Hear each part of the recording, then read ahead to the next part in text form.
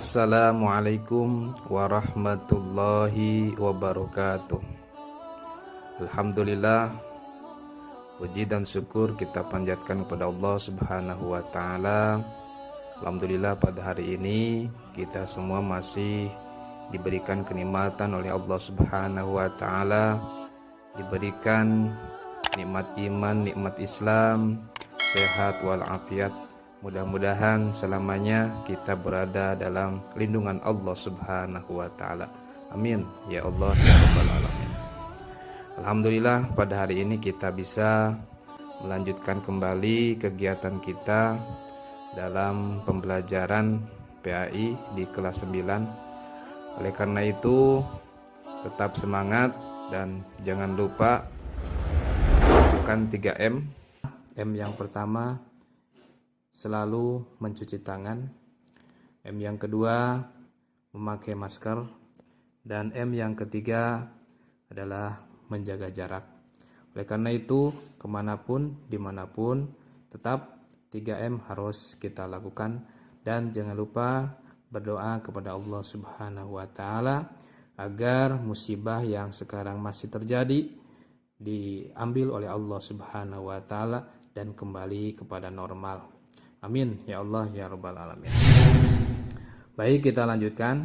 Pada kesempatan ini insya Allah Bapak akan melanjutkan pembahasan. Kemarin kita sudah membahas tentang zakat fitrah dan zakat mal. Dan hari ini, pertemuan hari ini, kita akan membahas tentang masalah haji. Oleh karena itu, mohon untuk didengarkan, diperhatikan, dan disimak baik-baik penjelasan yang akan disampaikan oleh Bapak. Bismillahirrahmanirrahim. Pengertian haji.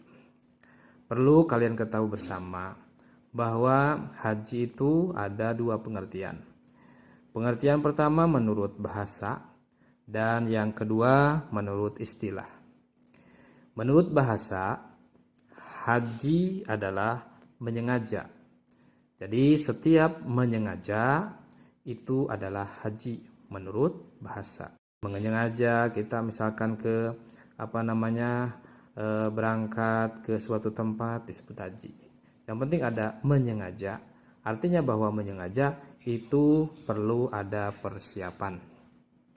Kemudian yang kedua, haji menurut istilah adalah sengaja berkunjung ke Baitullah untuk melaksanakan beberapa rangkaian kegiatan ibadah haji yang telah ditentukan dengan syarat dan waktu tertentu. Nah, sementara haji menurut istilah itu adalah terfokus kepada apa? Yaitu berkunjung ke Baitullah. Jadi haji itu tidak hanya sengaja kemudian mengunjungi ke hal-hal yang kurang jelas, tapi pengertian haji menurut istilah adalah sengaja berkunjung ke Baitullah.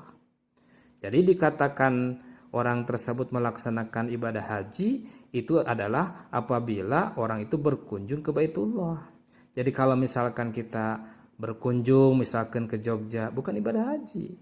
Berkunjung ke Bali, berkunjung ke Singapura, berkunjung ke Australia, misalkan ke luar negeri, itu bukan ibadah haji. Tapi yang disebut dengan ibadah haji, poin pertama adalah berkunjung ke Baitullah. Itu. Jadi kalau kita mau melaksanakan ibadah haji, maka yang dikunjungi oleh kita adalah Baitullah. Itu poin yang pertama. Kemudian yang kedua, untuk apa kita ke Baitullah, ke Mekah itu untuk apa? Untuk melaksanakan beberapa rangkaian kegiatan ibadah haji. Jadi kita berangkat ke Baitullah bukan untuk misalkan hanya semata untuk foto-foto, selfie, atau misalkan untuk melihat-lihat. Tapi kita ke Baitullah itu adalah dengan tujuan melaksanakan beberapa rangkaian kegiatan ibadah haji. Makanya harus tahu rukun, syarat, wajib, dan yang lainnya. Yang telah ditentukan dengan syarat dan waktu tertentu. Jadi kita melaksanakan berkunjung ke Baitullah, kemudian di situ kita melaksanakan beberapa rangkaian dan di situ kita melaksanakan beberapa kewajiban dengan mengetahui syarat wajibnya, syarat sahnya, kemudian rukun hajinya, wajib hajinya, kemudian apa yang dilarang, apa yang diperbolehkan harus tahu. Gitu supaya apa? Supaya haji yang kita laksanakan di sana sah gitu menurut hukum fikih. Oleh karena itu, secara istilah haji itu adalah berkunjung ke Baitullah untuk melaksanakan beberapa rangkaian kegiatan ibadah haji yang telah ditentukan dengan syarat dan waktu tertentu. Itu pengertian ibadah haji.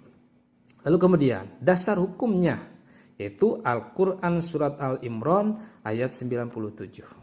A'udzu billahi minasyaitonir rajim. Bismillahirrahmanirrahim. Fihi ayatum bayyinatum maqamu Ibrahim. Maqamu Ibrahim wa man dakhalahu kana amina. Walillahi 'alan nasi hijjul baiti man istata'a ilaihi sabila. Wa man kafara fa innallaha ghaniyyun 'anil 'alamin. Al-ayah sadaqallahul azim. Yang artinya fihi ayatum bayyinatum maqamu Ibrahim. Fihi ayatum, di sana itu, di Mekah itu, di Baitullah itu terdapat penjelasan tanda-tanda yang jelas, tanda-tanda yang jelas, ayatum bainatum, tanda-tanda yang jelas. Maqamu Ibrahim, yaitu ada makam Ibrahim.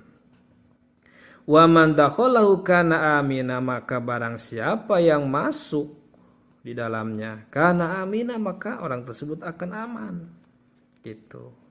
Walillahi 'alan nasi, maka demi Allah 'alan nasi kepada manusia hijjul baiti man istata'a ilaihi sabila, wajib kepada manusia yaitu untuk melaksanakan ibadah haji.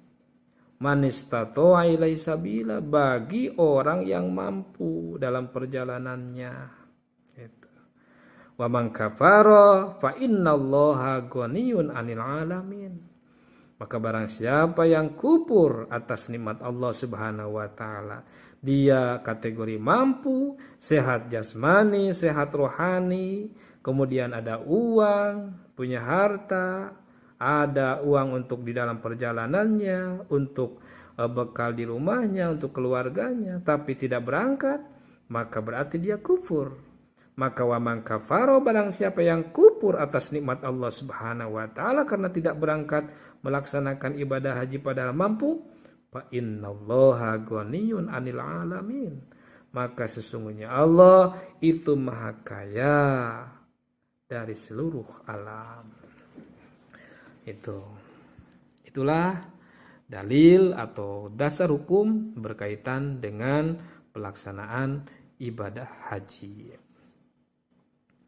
Kemudian syarat-syarat haji. Syarat haji itu ada 5. Yang pertama, beragama Islam. Jadi bagi yang beragama Islam maka wajib untuk melaksanakan ibadah haji gitu. Yang kedua, balik. Sudah dewasa, sudah balik gitu. Ketentuan balik itu berusia maksimal 15 tahun. Kemudian yang kedua, ciri yang kedua, apabila kalau perempuan sudah keluar haid gitu. Kemudian yang ketiga, bagi perempuan dan laki-laki apabila sudah mimpi jima atau berhubungan gitu. Maka itu berarti sudah balik. Kapan? Usia kapan? Itu tis'i sinina, 9 tahun itu suka ada. Jadi kalau misalkan minimal sudah 9 tahun, kemudian dia sudah, kalau perempuan sudah keluar haid, maka sudah balik.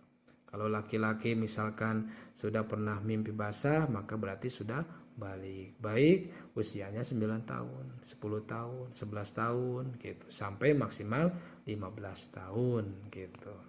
Maka berarti sudah balik. Nah, kalau sudah balik, maka boleh dia untuk melaksanakan ibadah haji gitu.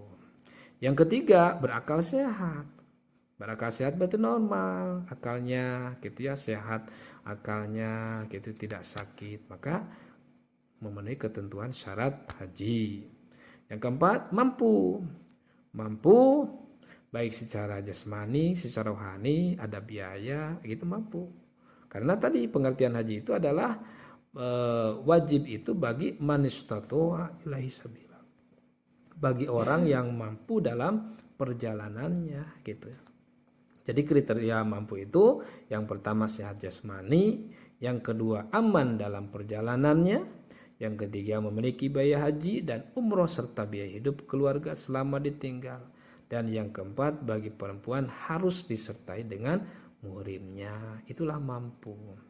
Jadi kalau misalkan sehat jasmani, sehat rohani, tidak ada uang untuk berakatnya, tidak boleh. Itu berarti belum kategori mampu.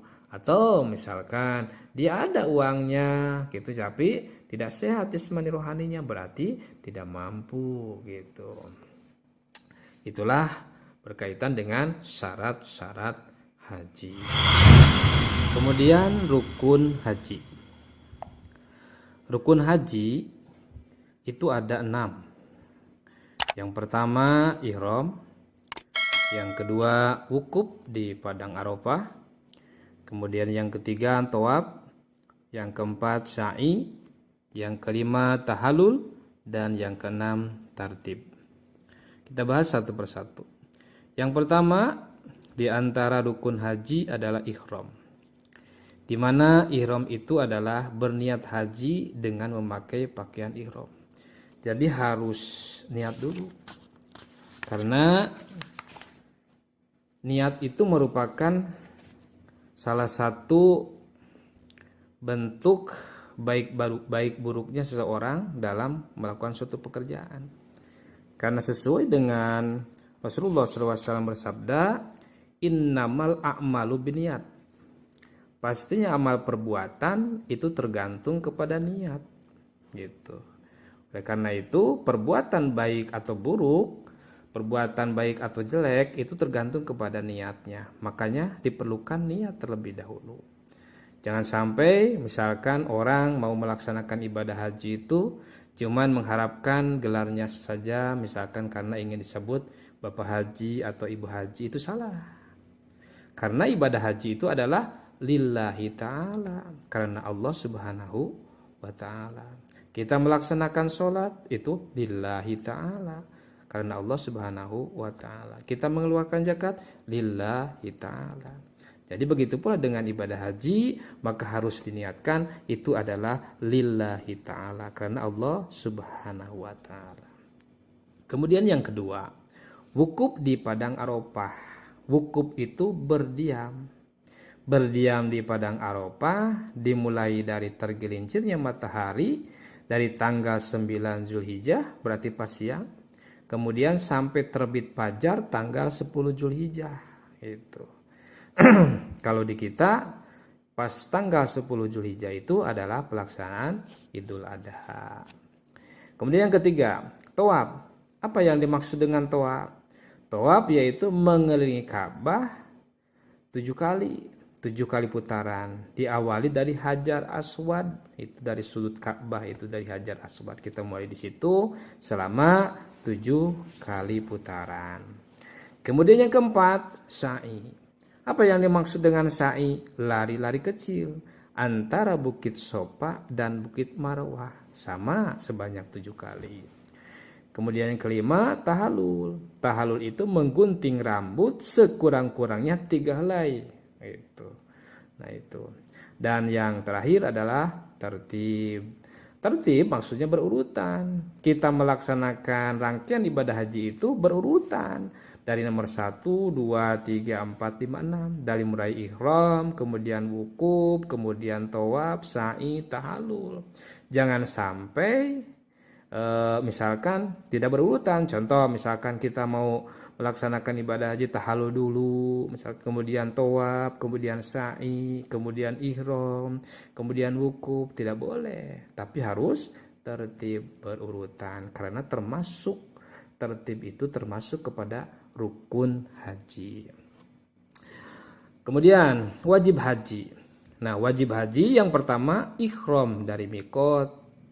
Kemudian yang kedua mabit bermalam di Muzdalifah. Kemudian mabit di Mina pada tanggal 11, 12, 13 Zulhijjah atau yang disebut dengan hari tasyrik. Kemudian melontar jumroh yaitu 3. Jumroh ula, kemudian wusto, akobah. Ula yang pertama, wusto pertengahan, akobah yang terakhir. Dan yang kelima, tawaf wada atau tawaf perpisahan. Itu. Kita lanjutkan. Selanjutnya, larangan-larangan haji. Larangan-larangan haji ada 2. Larangan-larangan bagi laki-laki, gitu ya, ada 3. Ada bagi perempuan, kemudian bagi laki-laki dan perempuan. Yang pertama bagi laki-laki, apa yang dilarang ketika kita melaksanakan ibadah haji itu? Yang pertama itu tidak boleh memakai pakaian yang berjahit. Gitu, bagi laki-laki tidak boleh. Gitu. Misalkan kainnya dijahit, itu tidak boleh. Kain putihnya dijahit gitu, kain ihramnya. Kemudian yang kedua, memakai tutup kepala, ditutup kepalanya, tidak boleh. Memakai sepatu tidak boleh. Gitu. Kemudian perempuan yang tidak boleh itu memakai tutup muka. Gitu. Mukanya ditutup semuanya, hanya kelihatan misalkan cuman matanya saja, tuh, tidak boleh. Gitu. Kemudian yang kedua, memakai sarung tangan. Gitu. Bagi perempuan itu tidak boleh. Dan yang dilarang bagi laki-laki dan perempuan, yang pertama memakai wangi-wangian. Bagi perempuan, bagi laki-laki memakai wangi-wangian itu tidak boleh. Gitu, supaya wangi misalkan gitu, kan tidak boleh. Kemudian yang kedua, mencabut dan mencukur rambut atau bulu badan, gitunya. Rambut bulu-buluan gitu ya di antara kita misalkan tidak boleh gitu dicabut gitu pada saat melaksanakan ibadah haji. Kemudian yang ketiga, memotong kuku juga sama. Tidak boleh. Kemudian menikahkan atau menjadi wali dalam pernikahan, sama. Kemudian bersetubuh sesudah tahallul pertama, tidak boleh. Bersetubuh sebelum tahallul pertama, tidak boleh. Dan yang ketujuh, berburu atau membunuh binatang buruan yang halal di tanah haram. Itu dilarang. Gitu. Nah, lalu dam haji. Apa yang dimaksud dengan dam? Dam itu denda. Denda bagi siapa? Bagi pelanggar tadi. Dam karena melanggar larangan seperti memakai pakaian berjahit dan tutup kepala bagi laki-laki, menutup muka dan memakai sarung tangan bagi perempuan, memakai wangi-wangian bagi keduanya, mencukur rambut, memotong kuku, menikahkan dan menjadi wali dalam pernikahan, bersetubuh sesudah tahallul pertama, itu tidak boleh. Kalau terjadi demikian, maka ada dam. Damnya yang pertama menyembelih seekor kambing, yang kedua puasa 3 hari, yang ketiga bersedekah sebanyak 9,5 liter makanan kepada 6 orang fakir miskin. Itu dam, denda. Gitu. Kemudian ada lagi dam karena bersetubuh sebelum tahallul pertama. Apa dendanya? 1. Menyembelih seekor unta atau seekor sapi atau 7 ekor kambing. Yang kedua, sedekah makanan kepada fakir miskin seharga seekor unta. Yang ketiga, berpuasa yang lamanya dihitung seharga seekor unta.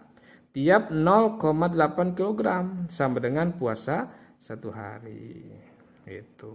Itulah dam, gitu, denda bagi para pelanggar tadi yang melanggar larangan ibadah haji. Kemudian, dam karena berburu atau membunuh binatang buruan yang halal di tanah haram. Dendanya 1. Menyembelih binatang yang sejenis dengan binatang yang dibunuh atau diburu. Yang kedua, bersedekah kepada fakir miskin sebanyak harga binatang yang dibunuh atau yang diburu. Dan yang ketiga, puasa yang lamanya dihitung seharga binatang yang dibunuh atau diburu. Atau tiap 0,8 kg sama dengan 1 hari.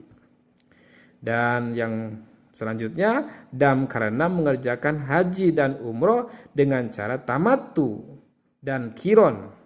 Yang pertama, menyembelih seekor kambing yang sah untuk kurban. Yang kedua, puasa 10 hari. 3 hari dilakukan selama menunaikan ibadah haji. 7 hari dilakukan di negeri asal.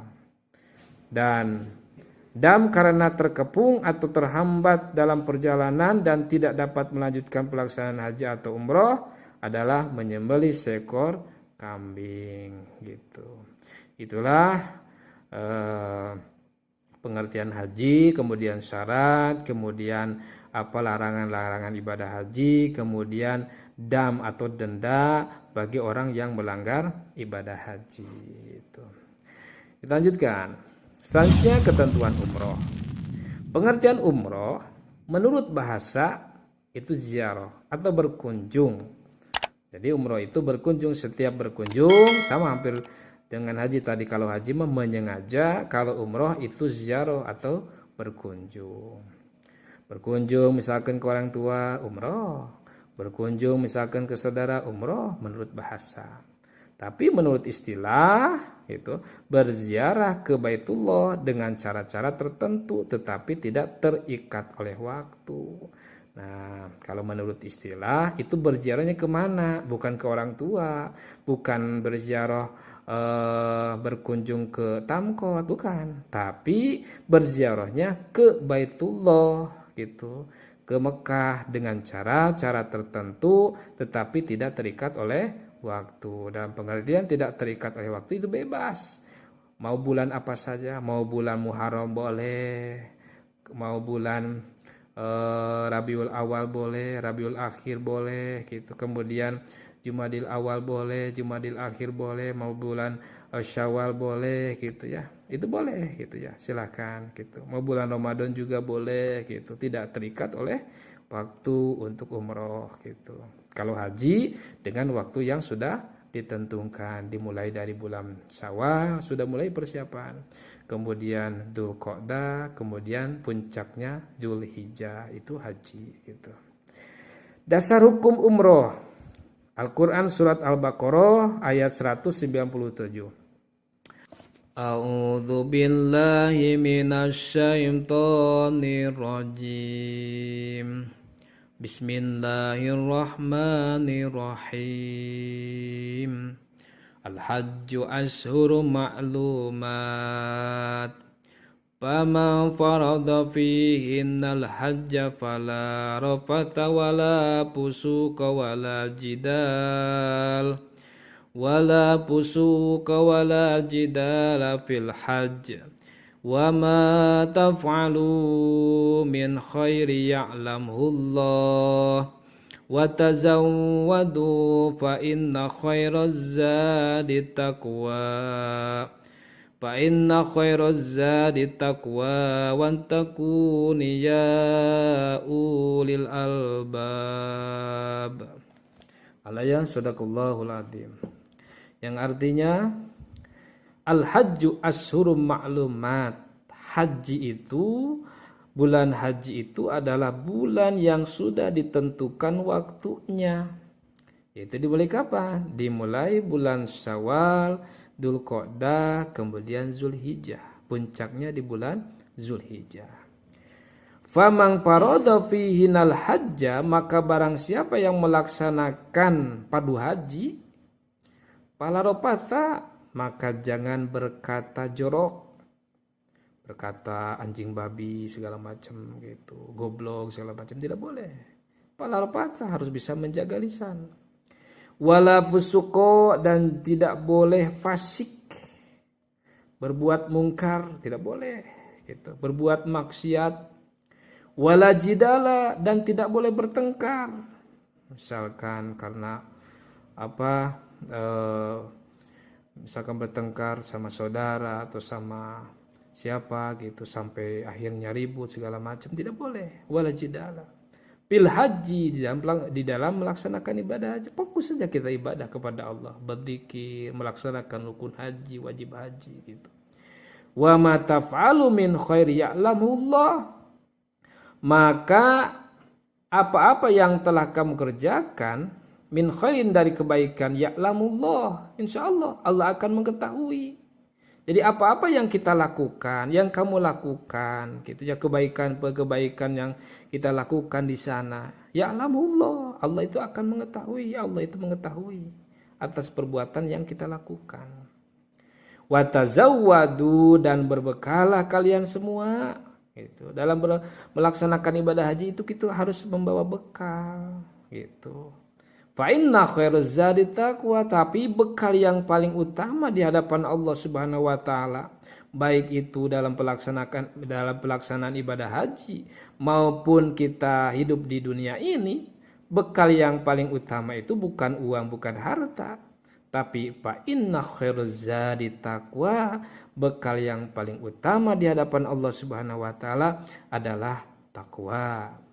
Wa takuni ya ulil albab, dan bertakwalah kepadaku ya ulil albab, wahai orang-orang yang mempunyai akal sehat atau akal pikiran.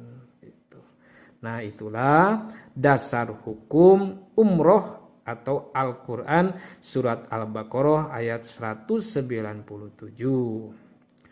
Lalu ada syarat umroh, gitu ya, sama dengan syarat haji. Ya, kalau syarat umroh itu sama dengan syarat haji.